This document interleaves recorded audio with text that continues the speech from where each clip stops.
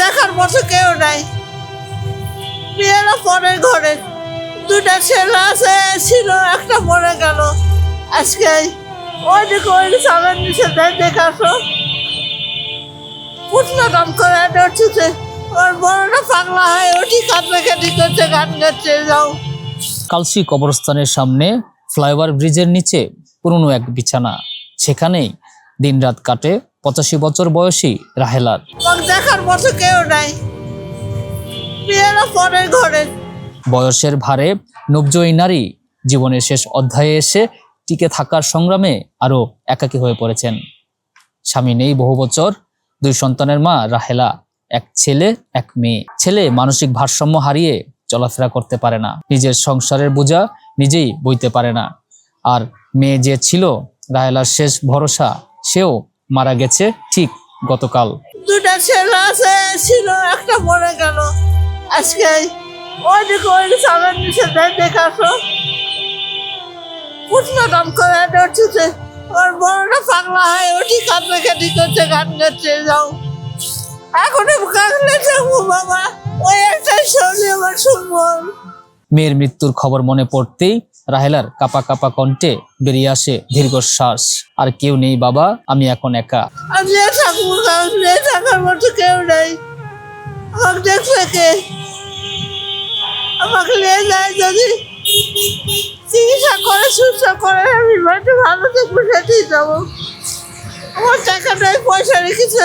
আমার 2 পা চলে না, মাথা থেকে 2 পা স্ট্রোক করার পর। ওভার ব্রিজের নিচের এই অস্থায়ী আশ্রয়ে তার ঘর, ভাঙাচোরা বিছানা, কিছু পুরনো কাপড় আর একটি থালা। এই সামান্য জিনিস নিয়েই রাহেলার দিন যাপন। আশেপাশের মানুষের সহায়তা ছাড়া তার খাওয়াও জোটে না। বয়সের কারণে হাঁটা চলা কঠিন হয়ে পড়েছে, চিকিৎসা নেই, নিয়মিত খাবারের ব্যবস্থাও নেই। হাঁটা পারছে, ঝাপচুরা পারছে, তার কিসের কোনো ব্যবস্থা নাই। এখানে আছি 3 মাস ধরে, 4 মাস ধরে। এই শহরের ব্যস্ততম সড়ক আর ফ্লাইওভারের নিচে রাহেলার নিঃসঙ্গ জীবন যেন প্রশ্ন ছুড়ে দেয়। দীর্ঘ 85 বছরের জীবনের শেষে এমন পরিণতি কি প্রাপ্য ছিল তার? মানসিক সহায়তা এখন রাহেলার সবচেয়ে বড় প্রয়োজন। একটু খাবার, একটু চিকিৎসা আর একটু নিরাপদ আশ্রয় পারে প্রান্তিক এই বৃদ্ধার শেষ দিনগুলো একটু স্বস্তি দিতে। আমি এখন চাকরিরা পঞ্চায়েত চিকিৎসা বছর কেউ নাই দুনিয়া, চাই চিকিৎসা করবে, বাসার কাছে থাকবো, কেউ নাই কো। একটা মেয়ে 40 দিন মারা গেছে, তখন বিজের জামা দিবে না মনে করছে।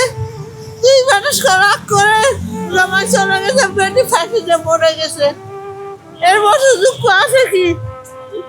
ওই বেটি 1000 টাকা দেয় ওষুধ খাবার, এখন আর কেউ নেই যাওয়ার মতো। বাবা না বাবা, কিছু খাবো না, টাকা পয়সা নাই, কোথায় খেলা কর। যদি কই চা রুটি খাবো, তাহলে চা রুটি এনে দেয়, নাহলে কলা রুটি এনে দেয়, খাই। ভাত এনে বেঁচে দেয়, এনে দেয়। ক্যামেরা আশিকের সঙ্গে নিয়ে আমি মোহাম্মদ সোহেল রানা, ঢাকা প্রেস, ঢাকা।